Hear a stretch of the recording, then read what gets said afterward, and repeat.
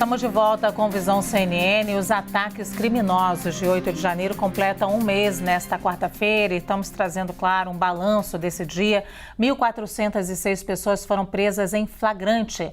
Dessas, 942 cumprem prisão preventiva e outras 464 estão em liberdade provisória. Além disso, 20 suspeitos foram presos pela Polícia Federal na Operação Lesa Pátria, que já teve 5 fases, e os bens bloqueados de pessoas investigadas por financiamento ou participação nos atos que vandalizaram os prédios dos 3 poderes é estimado em 18 milhões e meio de reais.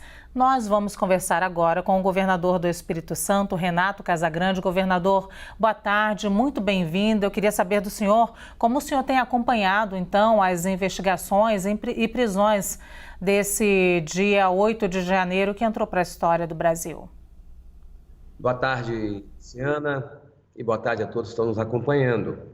Um mês se completa que eu fico avaliando se foram atos de vandalismo ou, de fato, se foi tentativa de golpe, porque o nível de agressividade e a falta de liderança, às vezes parece que são atos de vandalismo, mas o que você acaba identificando com todas as investigações é que houve, na verdade, por figuras até de status hierárquico maior, houve um debate sobre a tentativa de golpe. Então, foi um mês que a gente precisa lembrar sempre para que a nossa democracia não sofra agressões como sofreu nesse tempo e nesse período, no dia 8 em especial. No dia 9 nós já estávamos em Brasília, já fizemos toda uma manifestação de todos os governadores, de todos os poderes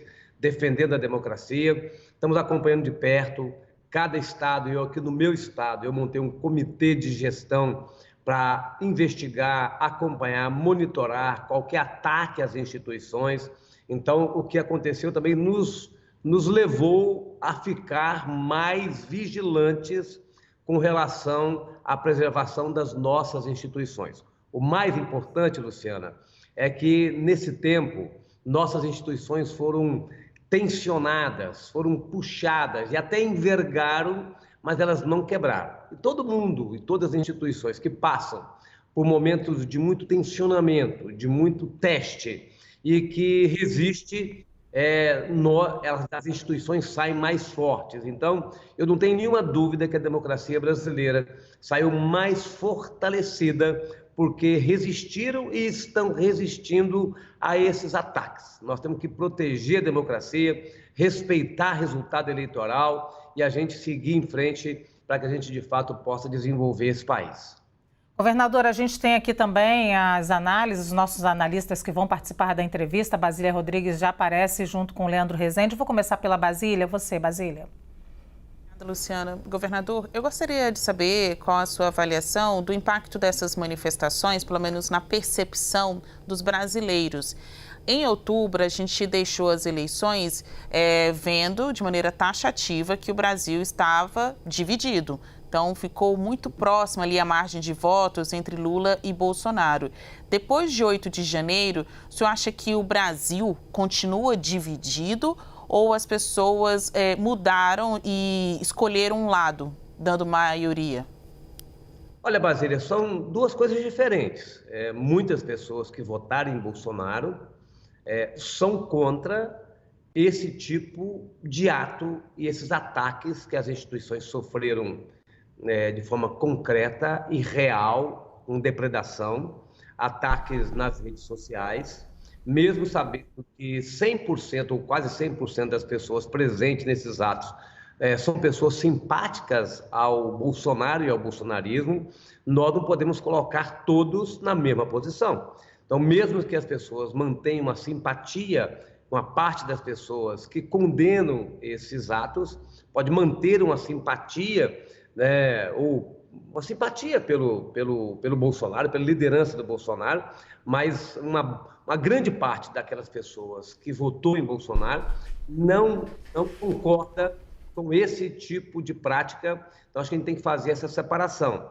O que é mais importante é que todos os levantamentos feitos indicaram que a grande maioria, né, da população brasileira condenou efetivamente essa prática e essa conduta, independente do voto que teve na eleição, no segundo turno da eleição presidencial. Acho que é isso que a gente tem que avançar nesse país, isolar de forma muito concreta esses neofascistas, esses reacionários, esses que não concordam com o resultado eleitoral, que não respeitam as instituições, isolar esse grupo minoritário, né, e a gente poder, de fato, fazer a disputa e respeitando as regras institucionais, respeitando a Constituição brasileira.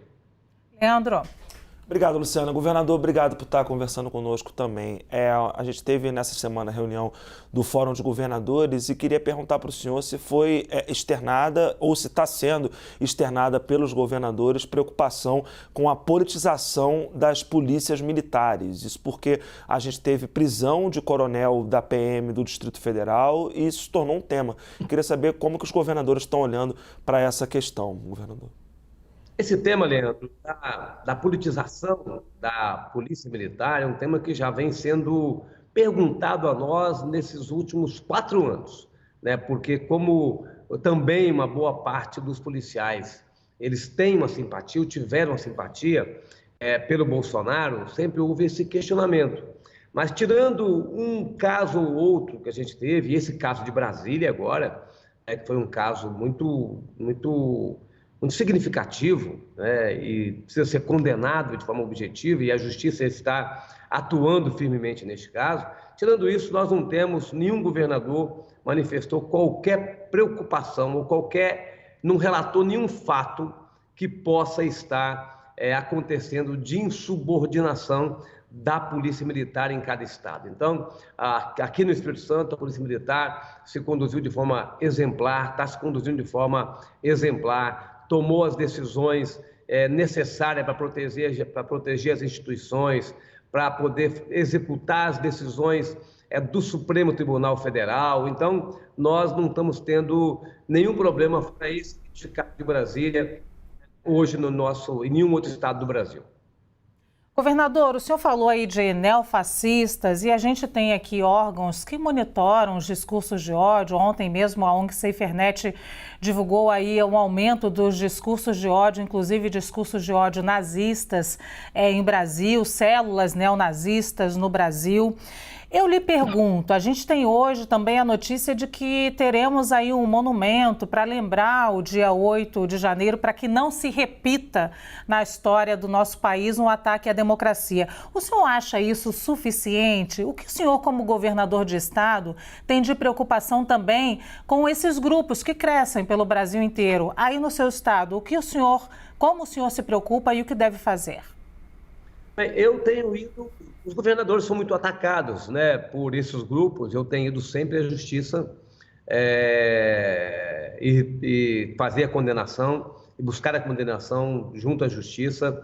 Como eu disse no início da nossa entrevista, nós montamos um gabinete de gestão, um gabinete permanente de gestão, coordenado pelo secretário de Segurança aqui no Estado, para acompanhar, monitorar a rede social. Então, o que nós temos é que confiar nas instituições, identificando o discurso de ódio, identificando a organização que seja ilícita e organização que faça alusão, faça homenagem ao fascismo, ao neofascismo. Isso é proibido por lei. Então, assim, para a gente poder usar todos os nossos instrumentos institucionais para fazer essa busca, essa condenação de pessoas que se envolvam que tenham esse tipo de comportamento. Então, o que a gente tem que fazer? Lógico que o monumento ele é importante, porque é um monumento que lembra a necessidade da gente caminhar na estrada da democracia. É a estrada mais difícil que tem, mas é a única estrada que a gente pode percorrer por ela, caminhar por ela. Então, assim, um monumento fundamental, porque o Brasil já passou. O Brasil sempre, desde a proclamação da República em 1889 até agora, este é o período mais longo né, de uma democracia. Nós sempre tivemos nossa democracia interrompida por atos golpistas ou regimes autoritários. Então, assim, esse é o maior período mais longo de democracia na nossa história republicana. Então, assim, nós já tivemos em 64, onde as instituições capitularam, as instituições não suportaram, né, a pressão da sociedade, que naquela época majoritariamente desejou efetivamente uma ação militar, mas as instituições naquela época não suportaram, né, e capitularam. Agora as instituições suportaram.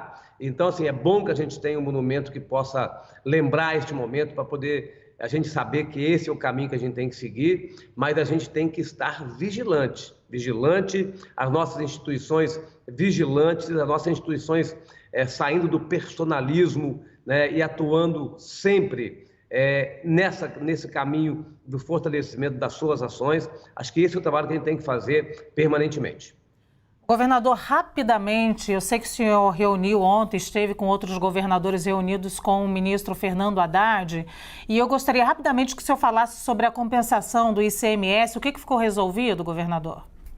Está sendo resolvido uma parte hoje. Ontem nós encaminhamos, né, as teses e os conceitos dessa recomposição do ICMS, as decisões tomadas no ano passado, incentivada pelo presidente Bolsonaro e tomada pelo Congresso Nacional, foram decisões que retiraram recursos dos governos, e agora nós estamos tentando fazer uma recomposição das receitas de 2022, porque a Lei 192 e a Lei 194 assim estabeleceram.